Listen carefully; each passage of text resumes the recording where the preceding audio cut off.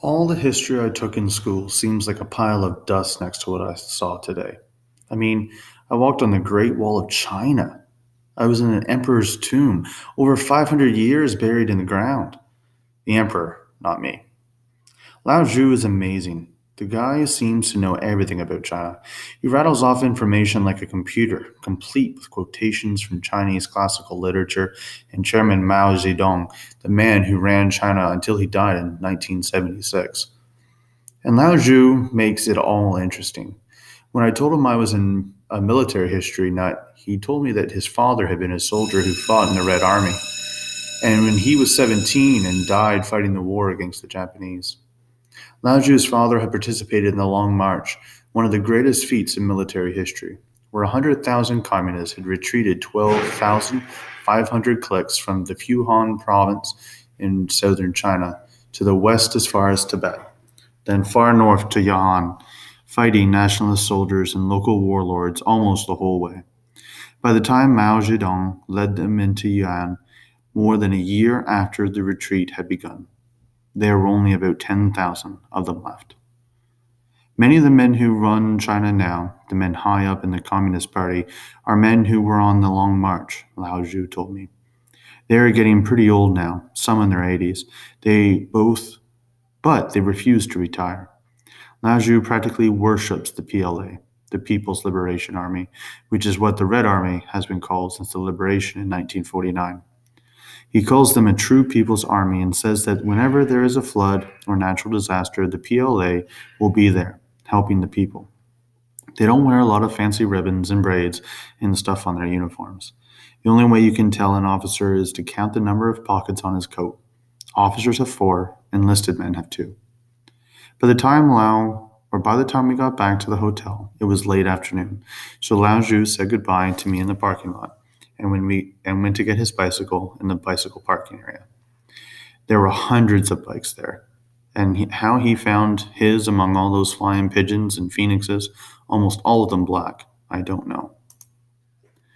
I wished, in a way, that his dad was still alive so I could talk to him about the Long March. What an adventure. Dad and Eddie were sitting in the office talking when I got in. "How's the foreign devil tourist?" Eddie asked, around the stem of his pipe. He was watering his flowers carefully, caressing the leaves as he worked his way along the windowsill. "Tired," I answered, as I tossed my pack onto the couch, opened the little fridge, hoping to find a bottle of orange pop there. I was beginning to like the stuff. "Have a good day?" Dad asked. "Get some good shots?"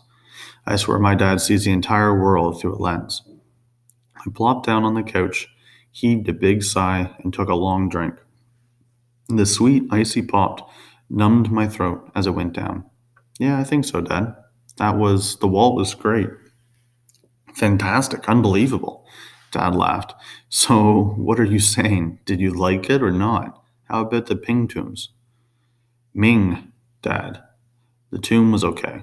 If you like cold, dark tunnels and stairs and crowds and piles of dishes and stuff, you should have come with us." His blue eyes darted a look at Eddie. "Oh, well, I was too busy. Lots to do." "Did Lao Zhu go home?" Eddie asked, lowering himself into a chair. "I wanted him to do something for me before he left." "He's gone, Eddie. Dad, does he ever know his history? Dad, does he ever know his history? He makes Mr. Bronkowski look like an amateur." "Really?" Dad said. "What's his background, Eddie?" "Lao Zhu?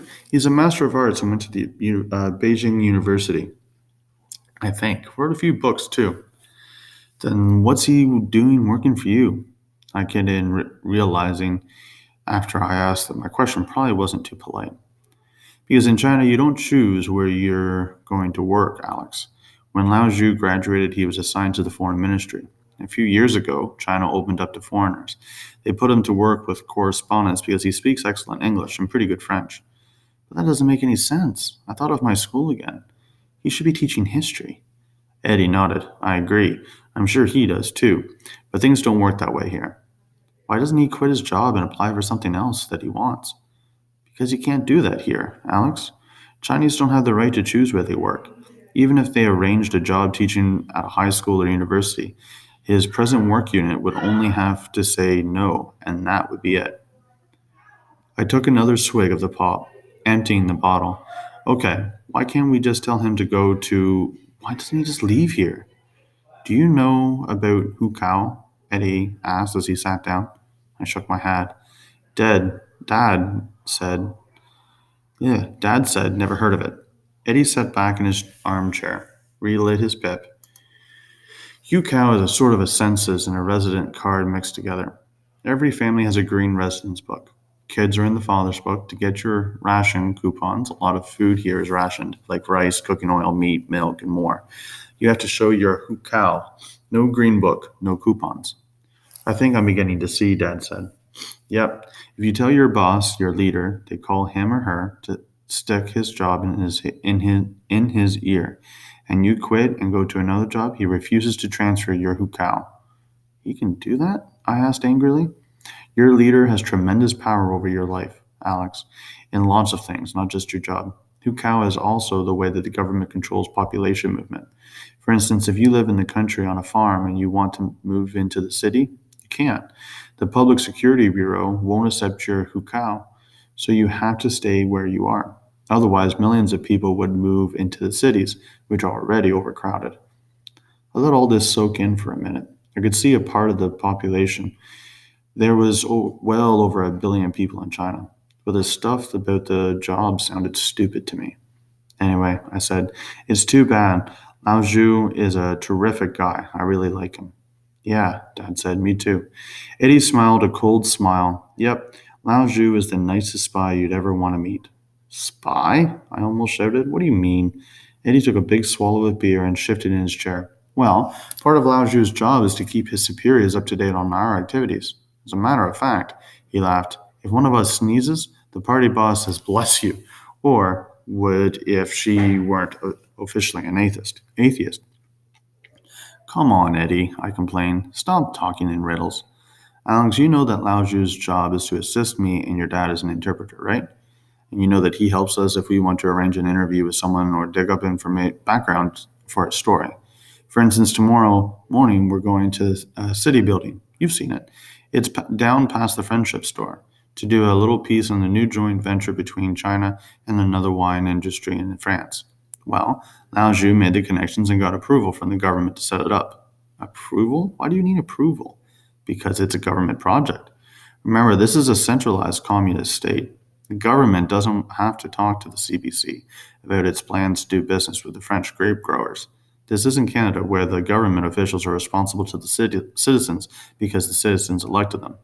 Political power here belongs to a very few, very old men. The Chinese government can do whatever it pleases, including send us all home tomorrow if it wants. Lao Zhu is also arranging for us to cover Gorbachev's visit. We'll do our interviews, write our copy, then take the tapes down to the CBS or CNN and ask them nicely if we could use their satellite feed to send them to Toronto. But that satellite feed is set up by the Chinese government, especially for the state visit, and they can pull the plug anytime. Lao Zhu wears a couple of hats, Alex. He's assigned to the Ministry of Foreign Affairs to help us, and he's good. He has lots of contacts and gets us stuff that helps us keep ahead of a lot of other news agencies.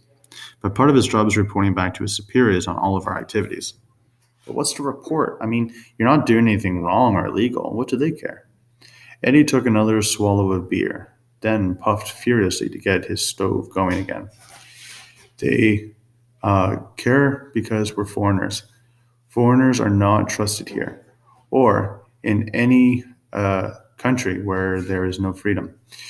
Number two, your dad and I are journalists from a country that has freedom of the press. We're used to writing and broadcasting, and he nodded to my dad, photographing what we want. Here, the news is managed totally. The Chinese have a cynical but true saying in the People's Daily, that's the official party newspaper, like Pravda in Russia. In the People's Daily, only the date is the truth. And it's like that with all of the local newspapers. The Beijing Ribao or Qingman Ribao, they're all run by the state. Get the picture? I nodded slowly. If the Central Committee wanted it, could shut it down, all foreign correspondence in a day or two. Lao Zhu is the government's link to us and what we're doing. I had a sinking feeling in my gut. I felt hurt and angry and stupid. I felt betrayed. The guy who I thought really liked me, who was becoming my friend, was an informer. Was he taking me around to tourist spots and talking to me just to get information on me and my dad and Eddie for a file?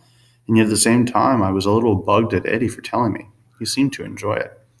My mind quickly replayed my trip to the wall and the tombs. I tried to remember things Lao Zhu had asked me. There wasn't much, just stuff about school. I had done most of the asking. Then I tried to recall things I had told him. Something kept returning to me in my mind. It was the way he laughed, that ironic laugh. It was quiet and short, but you couldn't mistake it. The laugh said, "This isn't the way things ought to be, but that's life." It wasn't a spy's life.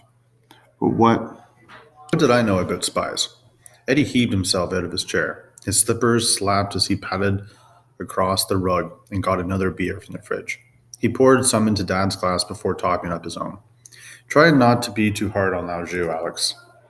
Dad said, "He likes you. I know he does. If he didn't, he wouldn't take you around like he did today. It's not part of his job."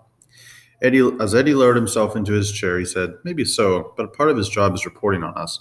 You can't be sure that everything he knows about you, and especially your dad, is on file with the Public Security Bureau. Each one of us has a dossier." He laughed cynically. "If it makes you feel any better, someone is also reporting on him." It didn't. Maybe Lao Zhu and I could still be friends, but now I knew that uh, there would always be a wall between us.